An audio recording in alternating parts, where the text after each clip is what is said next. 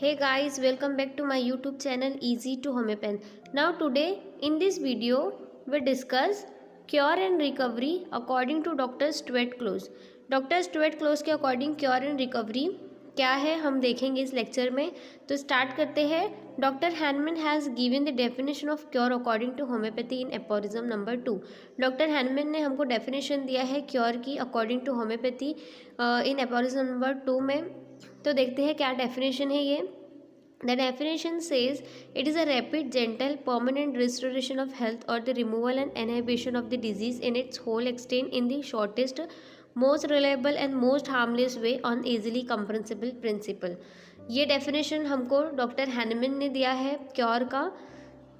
Now next one, it was Dr. Hahnemann who gave this definition of cure to the medical world for the first time. Earlier to that, nobody had a clear idea regarding what they mean by cure. Doctor Hahnemann ने ये first time हमको definition दिया है medical world में। इससे पहले कोई भी क्लियरली मतलब हमको पता नहीं था कि what mean by cure. Now next one, cure always take place due to the purposeful application of the principle of cure. In simple word, cure always take place due to the intentionally taking all those steps so that patients will be relieved of all his symptoms। अगर हम देखें तो cure जो है ये purposeful application मतलब कोई भी प्रिंसिपल अगर हम अप्लाई करेंगे और कोई भी स्टेप्स जो है हम इंटेंशनली लेंगे तो इससे जो है क्योर इजली और जल्दी से जल्दी हो सकता है। तो ये कौन कौन से स्टेप्स हैं तो देखते हैं।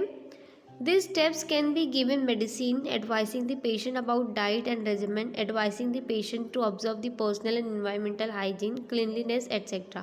देखो ये जो स्टेप्स है ये इंटेंशनली अगर कोई पर्सन जो है कोई पेशेंट अगर फॉलो करेगा तो वहाँ पे चांसेस रहते हैं कि वो पेशेंट जो है जल्द से जल्द उसको उस डिजीज़ से क्योर हो जाए। सिर्फ मेडिसिन ही पूरी डिजीज़ को क्योर नहीं करती है। ये जो स्टेप्स है कि मेडिसिन लेने के बाद प्रॉपर मेडिसिन कब लेना है, प्रॉपर डाइट क्या है, एक्सरसाइज वगैरह, फिर उसके बाद उसका पर्सनल एंड इन्वायरमेंटल हाइजीन अगर प्रॉपर रहेगा तो चांसेस रहते हैं कि जल्द से जल्द क्योर हो जाए। और ये बेटर स्टेप्स है, अगर इंटेंशनली हम इस स्टेप्स पे ध्यान देंगे तो क्योर बहुत जल्दी होगा। They have to be done intentionally. When this is done, cure take place. Recovery always take place spontaneously, that is on its own automatically. Recovery take place without the help of medicine और surgery. Recovery जो है ये खुद itself होती है, मतलब of its own खुद से वो जो है वो डिजीज़ रिकवर हो जाती है। इसको कोई भी मेडिसिन और सर्जरी की ज़रूरत नहीं होती। Now recovery is faster if the patient observe the proper diet and regimen, hygiene, cleanliness, etc. This method were also known as the expectant auxiliary treatment। देखो अगर रिकवरी जो है वो बहुत जल्दी होती है अगर पेशेंट जो है वो प्रॉपर अपना डाइट वगैरह बैलेंस करेगा, हाइजीन वगैरह, क्लीनलीनेस वगैरह, अगर ये सब एक पेशेंट जो है वो ऑब्जर्व करेगा, मेंटेन रखेगा इन सारी चीज़ों को, तो रिकवरी जो होती है वो बहुत जल्दी हो जाती है किसी भी डिजीज़ को लेकर। ये जो मेथड है इसको हम ऑक्सिलरी ट्रीटमेंट भी बोलते हैं। ऑक्सिलरी ट्रीटमेंट मतलब ऐसे ट्रीटमेंट जो मेडिसिन के साथ साथ दूसरे जो मसाज वगैरह बात ये सब जो चीज़ें हैं ये ऑक्सिलरी ट्रीटमेंट में इंक्लूडेड है।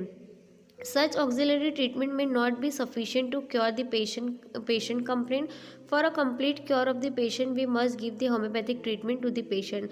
जो ऑक्सिलरी ट्रीटमेंट होते हैं ये सफिशिएंट नहीं होता है क्योर जो पेशेंट है उसके कंप्लेंट को क्योर करने के लिए। अगर पेशेंट को हमको कम्प्लीटली क्योर करना है तो हमको ऑक्सिलरी ट्रीटमेंट के साथ साथ होम्योपैथिक ट्रीटमेंट भी देना होगा। Doctor Stuart Close says mortality of the patient is higher in the patients who are treated with the ordinary treatment. Ordinary treatment मतलब allopathic treatment. Doctor Stuart Close के according क्या दिया है कि ऐसे पेशेंट की मोर्टेलिटी जो है वो बहुत हाई होती है जो एलोपैथिक ट्रीटमेंट लेते हैं। Now, lesser mortality is seen in the patient who are given auxiliary treatment and least mortality is seen in the patient who are treated with the homeopathic treatment।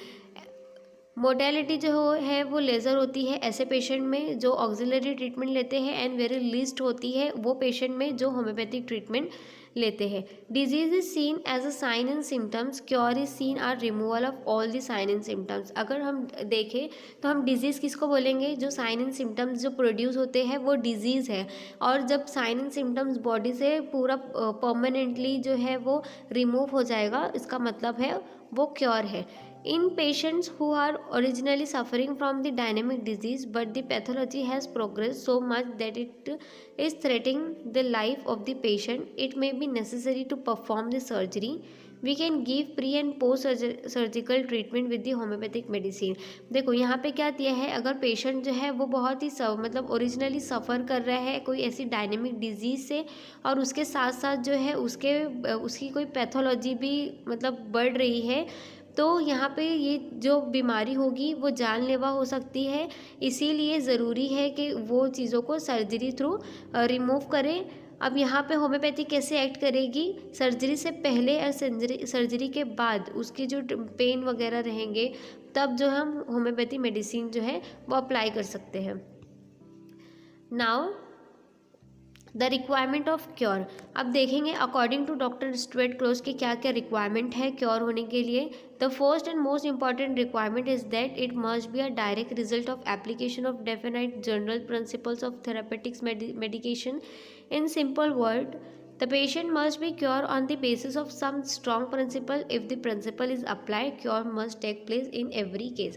इसमें क्या दिया है first point में कि हमको किसी भी डिजीज़ को, किसी भी जो डिजीज़ है उसको क्योर करने के लिए फर्स्टली जो है हमको कोई ना कोई प्रिंसिपल अप्लाई करना है। हर पैथी का अपना प्रिंसिपल होता है, ऐसे ही होम्योपैथी का भी अपने लॉज है, प्रिंसिपल है। हम यहाँ पे क्योर करने के लिए सिमिलियर सिबिलिबस क्यूरेंचर जो है ये होम्योपैथी प्रिंसिपल है, हम उसको अप्लाई करके जब कोई भी प्रिंसिपल अप्लाई होता है तो वहाँ पे चांसेस होते हैं क्योर के।